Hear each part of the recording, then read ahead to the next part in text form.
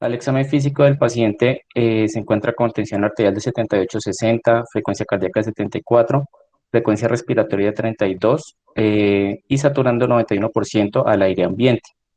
Al examen de cráneo no tiene estigmas de trauma, pupilas isocóricas normorreactivas, ruidos cardíacos rítmicos sin soplos, respiratorio con estertores en ambos campos pulmonares, un abdomen blando, depresible, no doloroso a la palpación, no irritado. En las extremidades se encuentran eutróficas con edema grado 2 en miembros inferiores, con fobia y acortamiento y rotación externa del miembro inferior derecho. Al examen neurológico, un paciente confuso, agitado, Glasgow T13 y sin signos de focalización. De los antecedentes de este paciente, tenemos antecedentes patológicos, una falla cardíaca con una fracción de eyección desconocida, hipertensión arterial y diabetes mellitus tipo 2 no insulino requiriente. Se encontraba con manejo dietario. Los antecedentes farmacológicos, toma Celecoxib por dolor de artrosis, enalapril, espironolactona y metoprolol, se desconocen las dosis. Nega antecedentes alérgicos y antecedentes quirúrgicos. Dentro de los laboratorios iniciales encontramos un paciente con una glucometría de 576 miligramos por decilitro y unos gases arteriales con pH de 7,23, presión arterial de oxígeno de 62 milímetros de mercurio, presión de dióxido de carbono de 28, potasio de 9 miliequivalentes por litro, sodio de 118 miliequivalentes por litro y bicarbonato de 11. Y pues el electrocardiograma que podemos observar. Entonces, de acuerdo pues a estos hallazgos, quisiera pues que dentro de los participantes me informaron de pronto de los cambios electrocardiográficos que ven en este paciente. Doctor Carlos Andrés Quintero, pide la palabra. ¿Aló? Ah, bueno. Sí, muy buenas noches. Mi nombre es Carlos Andrés Quintero, soy residente pues, de Medicina Crítica y Cuidado Intensivo de la Universidad de Tales. Aquí podemos ver un electrocardiograma, el cual pues dentro de las cosas básicas que uno debe saber, pues se encuentra bien tomado, 10 milivoltios con 25 milisegundos, con una onda P en D2 positivo. Vemos un ensanchamiento del QRS y fuera de que vemos el ensanchamiento del QRS, también vemos unas ondas T que se encuentran simétricas hacia positivo, ondas T simétricas picudas y hacia positivo, lo que sí se correlaciona con un potasio, como lo vemos dentro de los datos, de 9 miliequivalentes sobre litro. Bueno, entonces las preguntas para el abordaje de este paciente sería, la primera, ¿cuál es la impresión diagnóstica de este paciente? Pues enfocados más hacia la parte de pronto de los trastornos electrolíticos, ya que es un paciente pues con comorbilidades.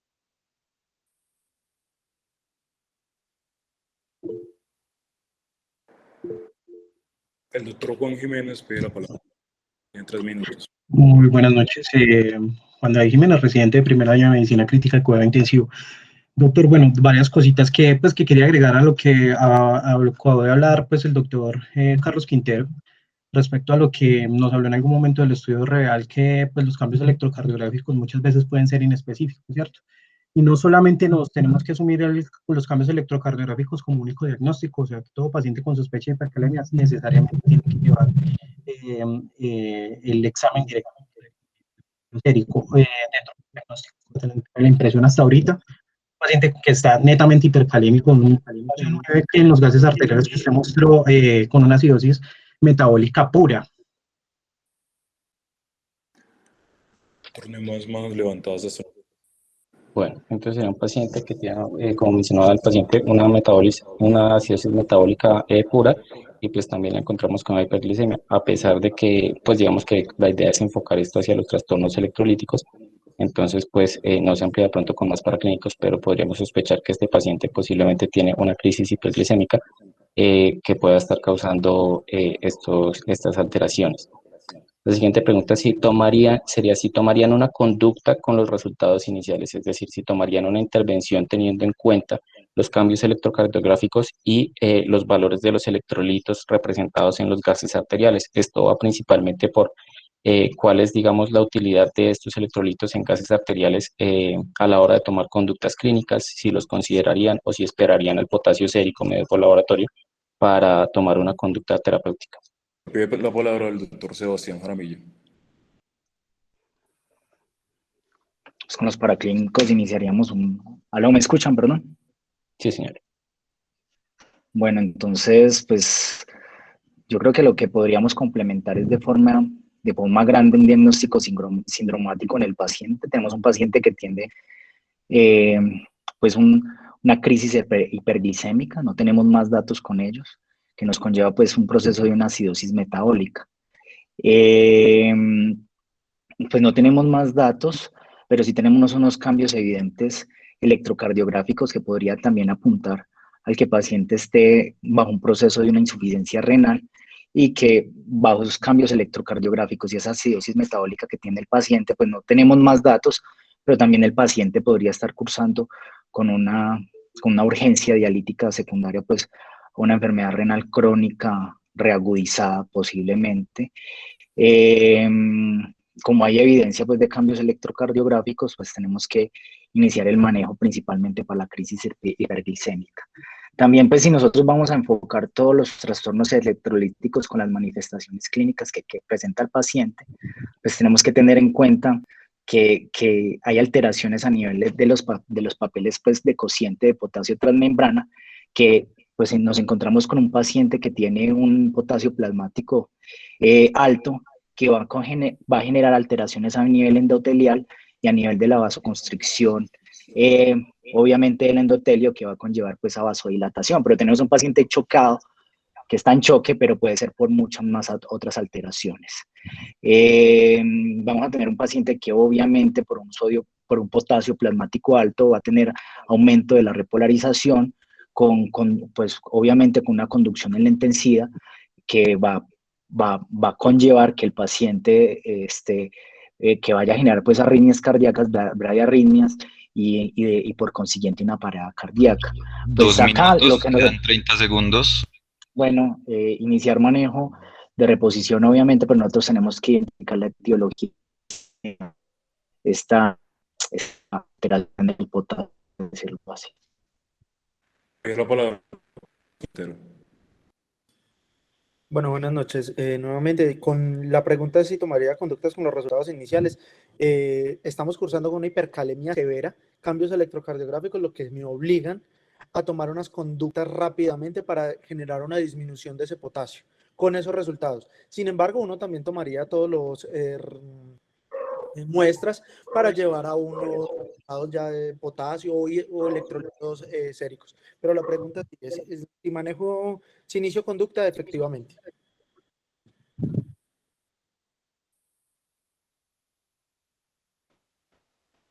El doctor Javier Martínez. Buenas noches. Pues anotando también a lo que dicen mis compañeros, mis mayores, pues se puede observar este paciente hiperglicémico que nos ayuda, pues, esas cifras de glucometría para empezar un manejo agudo de ese trastorno que está presentando a nivel hidroelectrolítico. Y que, como dijo el doctor Sebastián, pues puede llevar a una carga rítmica pronta, como podemos ver con ese trastorno que tiene ya a nivel de intraventricular, con esa prolongación pues del QRS significativo que lo puede llevar pues a una reentrada. Entonces yo creo que sí es oportuno empezar manejo inmediato basado en esas alteraciones electrocardiográficas y en ese nivel de potasio a nivel de los gases arteriales. Doctor José Tascón.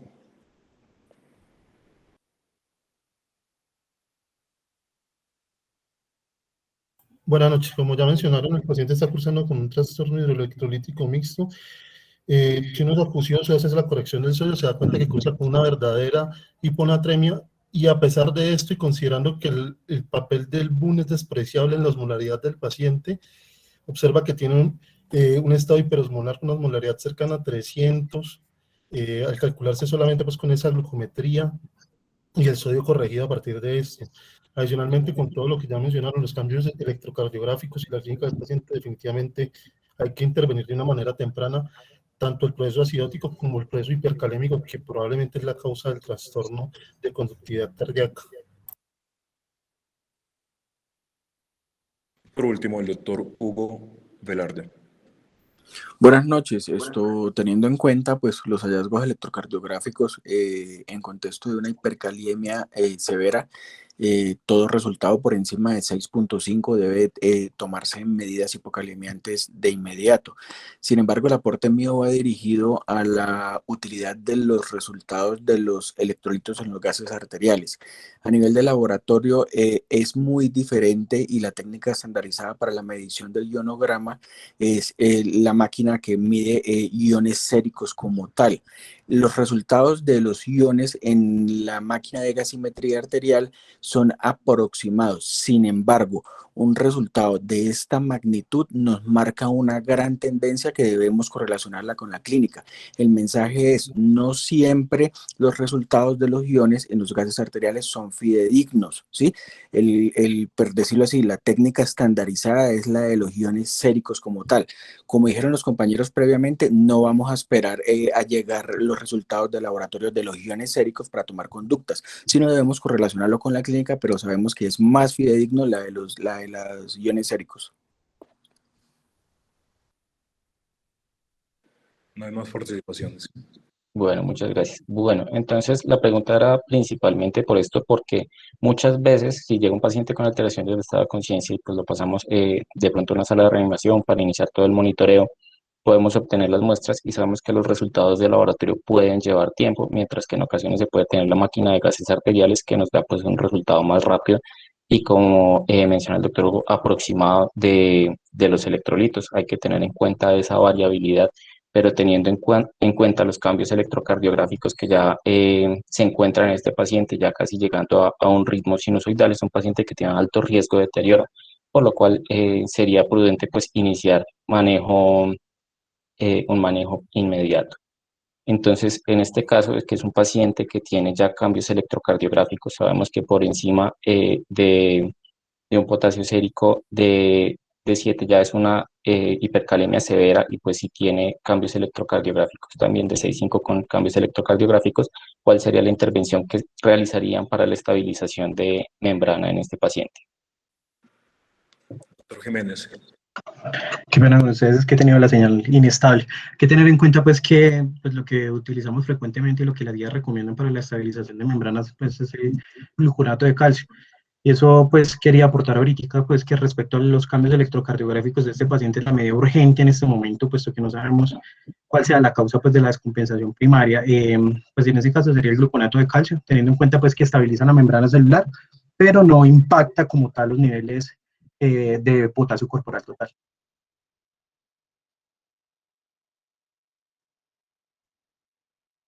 Bueno, entonces acá, teniendo en cuenta y pues la experiencia de los compañeros en cuidado crítico, pues tenemos la presentación del gluconato de calcio y también del cloruro de calcio, que pues tiene mayor concentración de calcio elemental.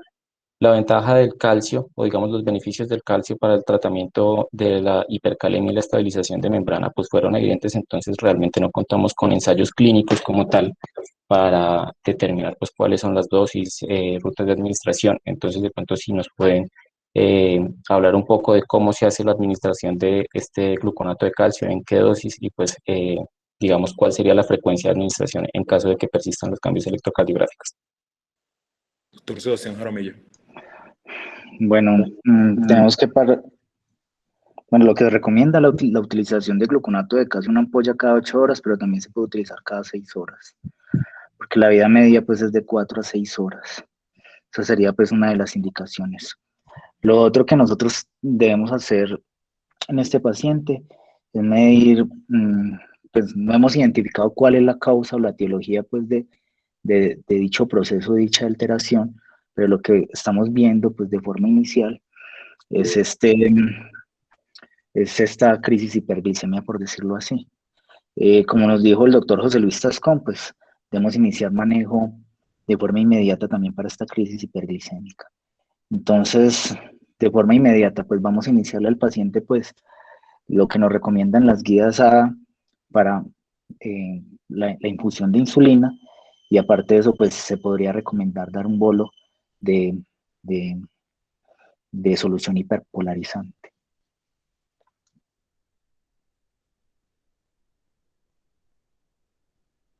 Gracias. El doctor Carlos Quintero. Bueno, mire, para realizar una estabilización de la membrana temprana.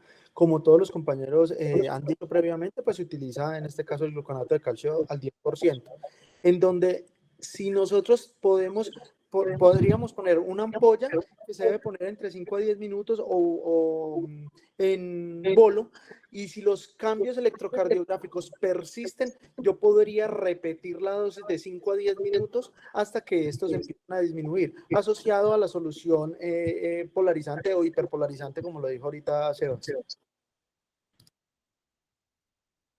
Muchas gracias.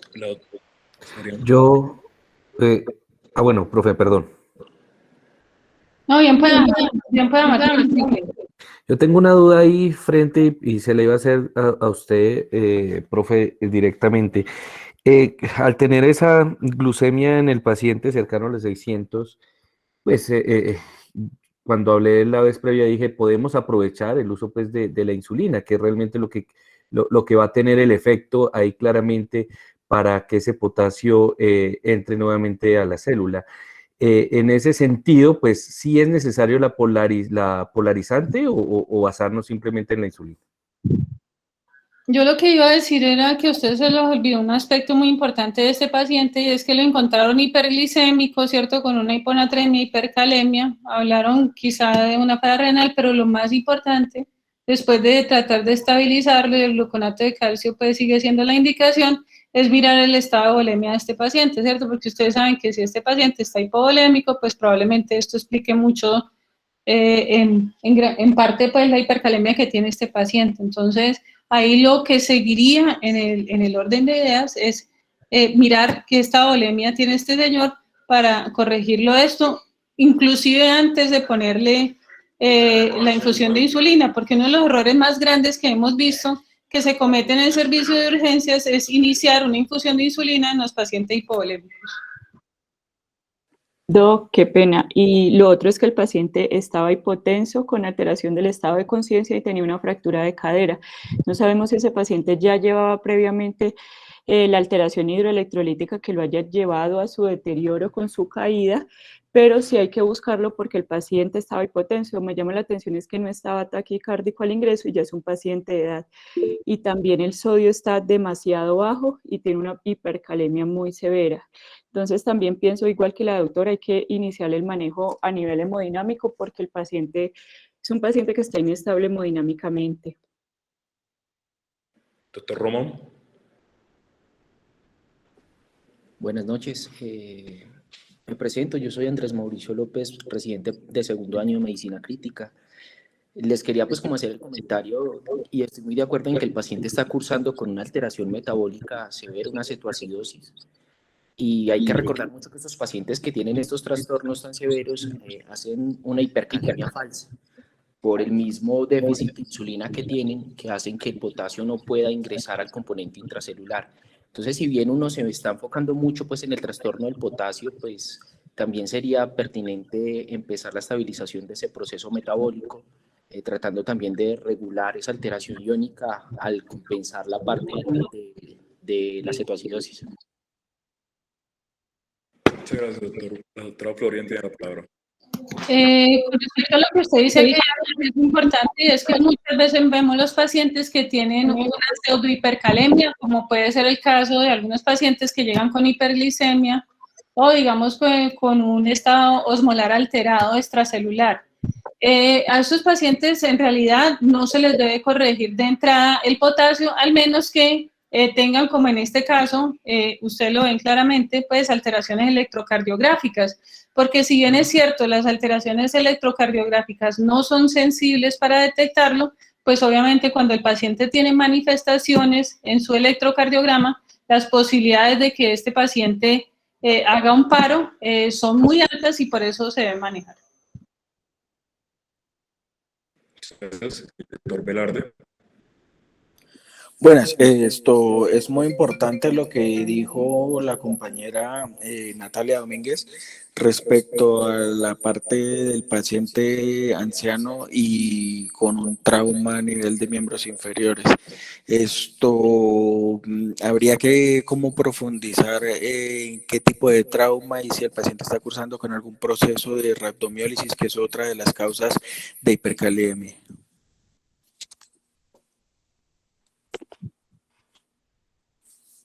No hay más participaciones. Bueno, entonces la siguiente pregunta iría a si consideraría el uso de solución salina hipertónica en este paciente. Esta pregunta, ¿por qué? A pesar de que pues, en muchos sitios no se recomienda, se ha visto que la solución salina hipertónica también podría tener un efecto como estabilizador de membrana en los pacientes con hipercalemia y pues particularmente en los pacientes que cursen con hiponatremia conjunta. Realmente el único, digamos, sitio donde encontré esto como una recomendación de alguna sociedad avalada fue en las guías de manejo de hipercalemia de la National Kidney Foundation. Entonces, si han considerado en algún momento el uso de solución salina hipertónica en los pacientes con hipercalemia como estabilizador de membrana, si cursa concomitante con hiponatremia o que han escuchado al respecto.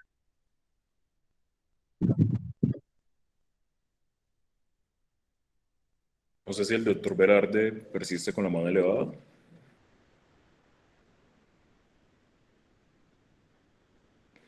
Tiene la palabra la doctora Florian.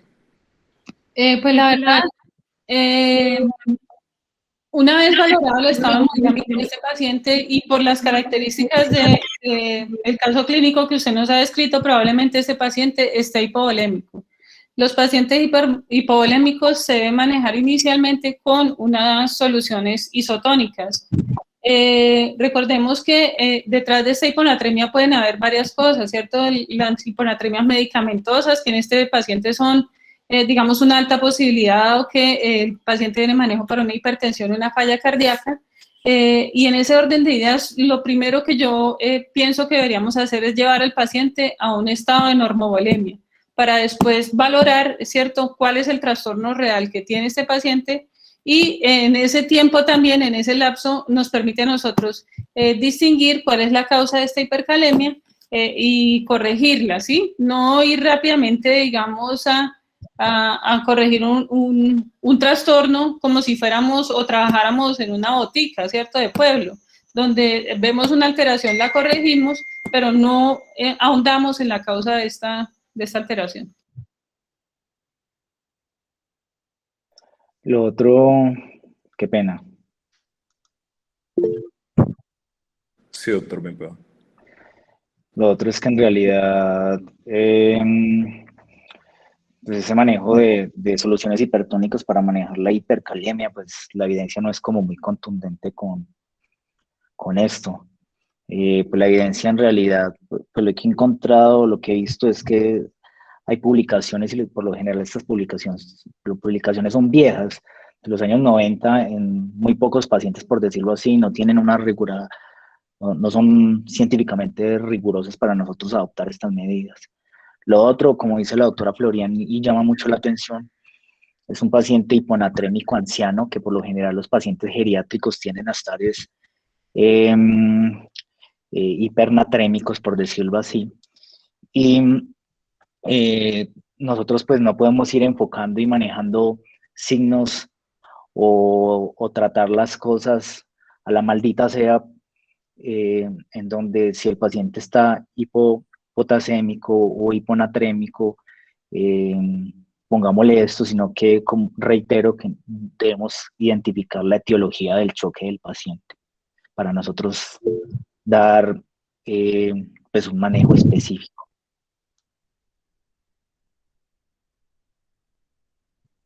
El doctor Jiménez tiene la palabra. Pues bueno, llegando pues a lo que está diciendo el doctor Jaramillo y lo que habló la doctora Florian, obviamente pues acá nosotros ni siquiera tenemos hasta ahorita un cálculo de la osmolaridad sérica de ese paciente, ¿cierto? Lo otro es que estamos en el contexto de un paciente hiperglicémico que no sabemos si la alteración del estado de conciencia real sea por ejemplo, un estado hiperosmolar versus una hiponatremia, ¿sí? Por poner un ejemplo. Hasta que no tengamos pues un cálculo siquiera de un sodio real, me parece que no se debería uno atrever en este momento y hasta llevar ese paciente en estado normovolémico, considerar la solución salina hipertónica.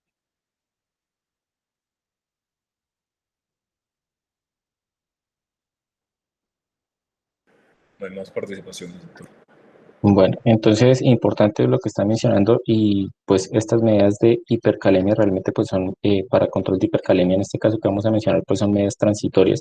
Creo que de lo fundamental que se ha mencionado es que hay que buscar cuál es la causa de esa hipercalemia para corregirla y pues por supuesto también el manejo o el abordaje integral del paciente. Tener en cuenta que es un paciente pues que tuvo una alteración del estado de conciencia y entre esto estamos viendo pues que tiene un trastorno metabólico, también tiene un trastorno electrolítico y entre eso pues vemos que tiene una hiponatremia. Tener en cuenta siempre pues el cálculo del sodio corregido, pero pues eso ya es otro tema. Pues aprovecho acá, mañana vamos a hacer la revisión de las alteraciones de sodio a las 8 p.m. pues para que están cordialmente invitados los que deseen asistir. Por otro lado, pensaremos qué intervenciones realizaría para favorecer el paso de potasio al espacio intracelular. Entre esto, pues quiero de pronto enfocarlo a dos consideraciones.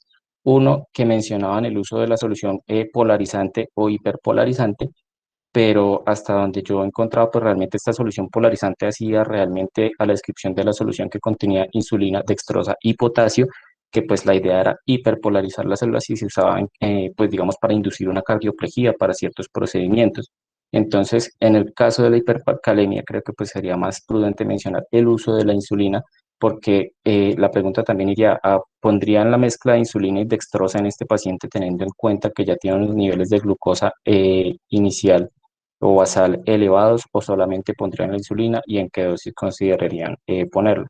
Y pues en el caso de los adrenérgicos, que también pues es uno de los mecanismos que va a favorecer la entrada de potasio a nivel intracelular, considerando el paciente pues con falla cardíaca, cuál sería digamos el riesgo-beneficio de iniciar manejo con beta-adrenérgicos. Ven, pero, o sea, yo creo que a nosotros nos hace falta como más datos, qué pena por meternos ahí. Pues si vamos a hablar acerca de beta-adrenérgicos, pues necesitamos saber siquiera si el paciente tiene ecocardiograma, si le hicimos un focus, qué fracción de ellos siente el paciente, qué medicamentos viene tomando, pues no sé, no, me parece que faltan datos.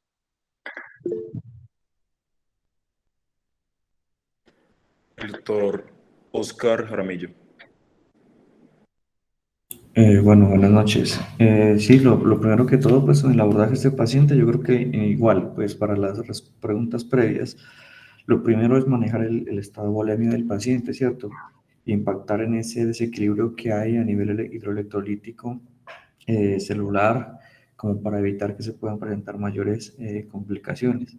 Una vez ya mejorado la volemia, yo creo que al comienzo dijiste que el paciente tenía una FEBI comprometida, ¿cierto? Del 35%, venía con varios medicamentos, con beta bloqueador y venía también con ahorradores de potasio. Entonces es un paciente que igual pues en este momento está en un cuadro de hipovolemia y primero que todo tenemos que restaurar esa volemia que tiene. Tenemos que administrarle líquidos, inicialmente pues líquidos cristaloides, solución salina normal o incluso lactato, que la diferencia pues en cuanto a la evidencia entre utilizar solución salina y lactato en pacientes con situaciones pues tampoco es que impacte mucho, pero no hay una diferencia sustancial.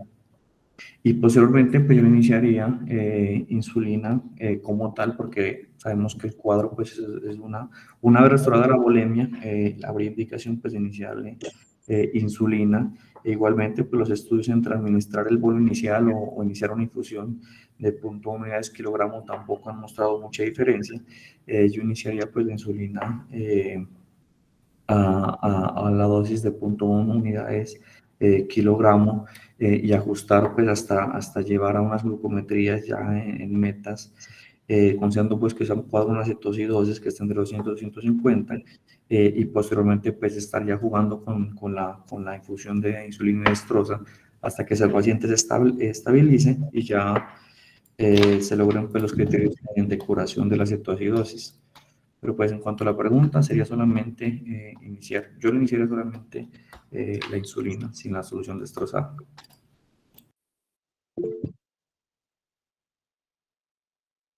El doctor Jiménez tiene la palabra. No, qué pena. Lo que pasa es que se me hace pues como curiosa la pregunta en este caso, pues como el objetivo de la utilización de la solución polarizante es que la insulina actúe en presencia de dextrosa, ¿cierto? De la glucosa como tal para poder que estimule y pueda entrar a la célula, pero pues en este caso tenemos un paciente que tiene una glucosa supremamente elevada, que tiene altísima carga de glucosa circulante, por lo cual pues no tendría ningún objetivo aplicar la solución dextrosada adicional a la insulina. Yo creo que a lo que se referían, qué pena, y Es aquel paciente que uno le pone la insulina y se la debe poner, pues nosotros lo que hacemos generalmente es colocarle un bolo de 10 unidades de insulina venosa y le iniciamos una infusión a 0.5 y ahí vamos titulando, pero digamos que están aquellos pacientes, como puede ser el caso de este señor, que le corregiste la glicemia, pero no le corregiste el estado ácido-base de base. Entonces, en ese orden de ideas, si el paciente sigue acidótico y sigue cetósico especialmente, pues ya uno no le puede poner más insulina sin ponerle destroza, porque entonces va a ser hipoglicemia. En esos pacientes yo creo que es que estamos hablando de esa, digamos, de esa combinación de destroza e insulina.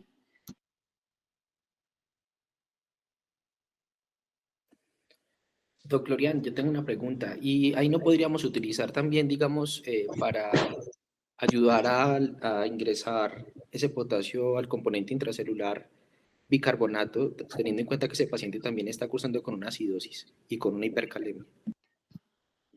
La verdad es que nosotros no utilizamos el bicarbonato ni en primera ni en segunda instancia, ¿sí? Por muchas razones, ¿sí? Y sobre todo hay una cosa que dijo ahí Sebastián que me parece muy importante, y es que este es un paciente que recordemos que en el inicio de la historia nos decían que tenía una falla cardíaca. Entonces, primero que todo, digamos que ahí sería uno muy cauteloso.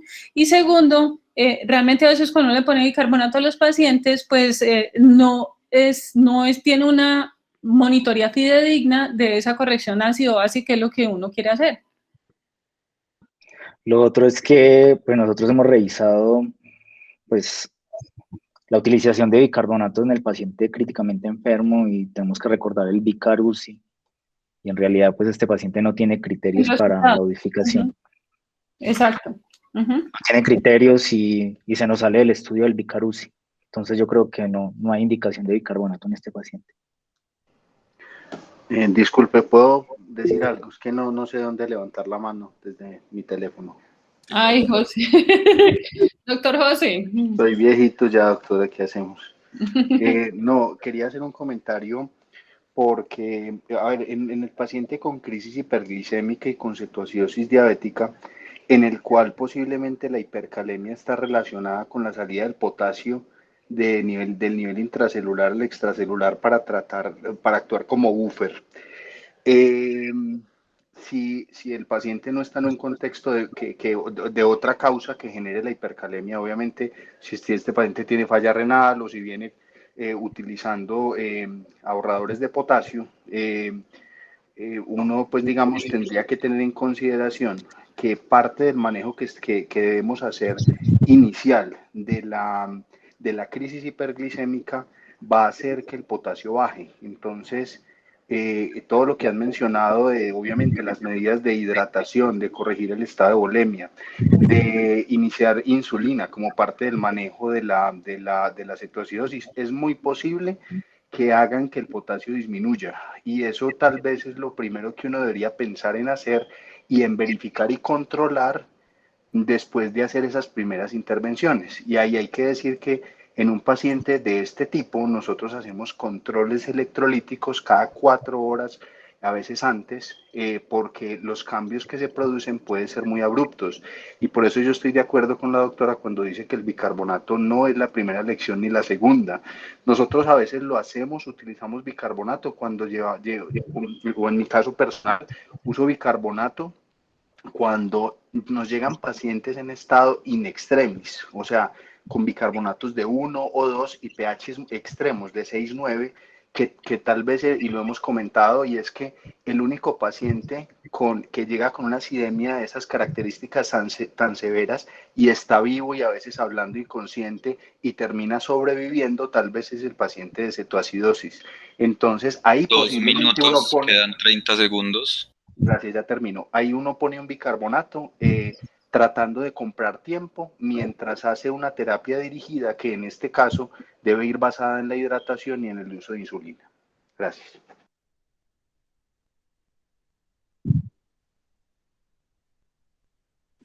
Doctor Mora fue quien estaba hablando, ¿cierto? Sí, buenas noches, Alexandra, ¿cómo están? Bueno, me escuchan, ¿cierto, Santiago? Sí, bueno, cierto. Nosotros ya habíamos revisado algunos de estos casos clínicos con los residentes de medicina de urgencias. Solo quiero como contextualizar el caso del paciente. En este paciente hay que identificar las condiciones más críticas que lo llevaron a su condición clínica actual. Pues ya han dicho mucho y definitivamente pues tiene varios problemas, una crisis hiperglicémica que no sabemos si únicamente sea la responsable de la alteración hidroelectrolítica y que además está generando trastornos eléctricos del corazón y que obviamente ha llevado a un deterioro del estado de conciencia multifactorial. Habíamos hablado, pues ya se ha hablado de la corrección de la glucosa del paciente que probablemente va a impactar positivamente la alteración del potasio, pero pues hay que ver otros factores que puedan impactar esta alteración y que no directamente vaya a llevar pues a favorecer el paso del potasio a nivel intracelular, porque no debe ser la única meta, ¿cierto? Considerando ese nivel de potasio tan elevado. Definitivamente pensar en una muy buena hidratación es una de las estrategias. En algunos casos se puede pensar en el uso de diuréticos de ASA, pero ese paciente tiene un problema que tiene un sodio inicialmente reportado muy disminuido y que probablemente un sodio sérico un poco más real pueda estar en un nivel mucho más bajo, y esto sería pues contraproducente considerando el estado de conciencia que ya tiene el paciente. Todas las demás estrategias podrían ser insuficientes pensando únicamente en tratar de pasar ese potasio al espacio intracelular. Considerando el antecedente separante de uso de ahorradores de potasio, pues hay que saber cuánto lleva el paciente de la última ingestión del medicamento y disminuir la absorción. 2 minutos, quedan 30 pensando segundos. pues en el impacto que pueda tener a mediano o a largo plazo.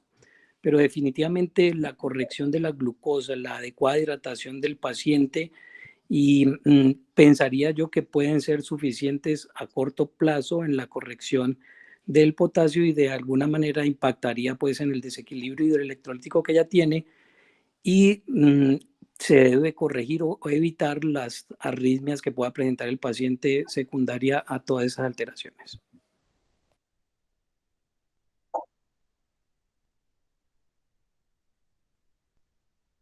No hay más participación. Bueno, muchas gracias por la participación. Pues realmente la idea era efectivamente evaluar pues cuáles son los mecanismos o los medicamentos que podemos usar para el paso de potasio al espacio intracelular. Pues ya hablamos de la insulina y pues también muy importante los aportes que se hacen frente al bicarbonato y el uso de bicarbonato en este caso, que pues se suele considerar, pero pues mencionaron la acidosis severa generalmente pues con un pH menor a 6.9. ¿Qué método utilizaría para eliminar el potasio? Recordemos que pues, los pasos para el tratamiento de la hipercalemia serían la estabilización de la membrana, favorecer el paso de potasio a espacio intracelular y posteriormente eliminar el potasio. En este caso, pues vamos a considerar que es un paciente con falla cardíaca, no tiene antecedente de una nefropatía crónica que requiera diálisis, y pues vamos a asumir que es un paciente con gasto urinario conservado. Pues además de la reposición de la volemia, porque pues debe tener una adecuada hidratación, ¿cuáles serían los métodos que utilizarían para excretar potasio en este paciente?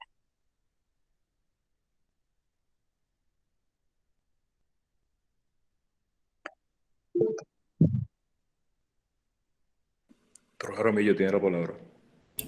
Bueno, buenas noches. No, inicialmente ninguno, como lo mencionamos, ¿cierto? Pues al empezar a manejar la cetoacidosis, ese potasio pues posiblemente empieza a disminuir, y lo que tenemos que hacer es controles seriados como para valorar cómo sigue ese nivel de potasio, e incluso pues si nos llegan valores muy inferiores tendríamos que incluso reponer potasio y no utilizar medidas como para eliminarlo. Entonces depende más que todo es como de la evolución y de los controles electrolíticos que pueda tener este caso en particular.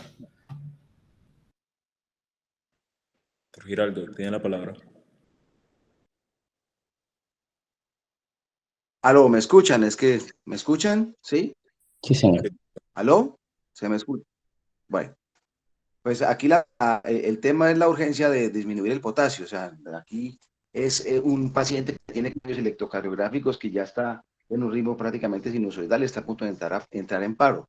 y eso pues es lo que implica es qué vamos a hacer y que ya pues de alguna manera ya se ha ido mencionando durante toda la reunión, la importancia de tratar muy bien el paciente, calcular la osmolaridad, el inicio de la insulina y de qué otras terapias pueden actuar de manera urgente para tratar de meter ese potasio a la célula que posiblemente ese paciente está a punto de entrar en una arritmia cardíaca. Entonces, pues, aparte de lo que ya se mencionó de la insulina, sin la destroza inicialmente, porque ya pues estamos en una situación de hipoglicemia, en el caso en la cual ya esté la glicemia pues por debajo de 250, que vamos a utilizar destrozados con insulina para sacar al paciente de la cetosis, como ya también se mencionó, pues entonces el tema inicial es la insulina. Queda la duda, aunque ya de alguna manera ya la resolvió el doctor José Fernando, es el uso del bicarbonato, que solamente lo utilizaría pues en acidosis extremas. La pregunta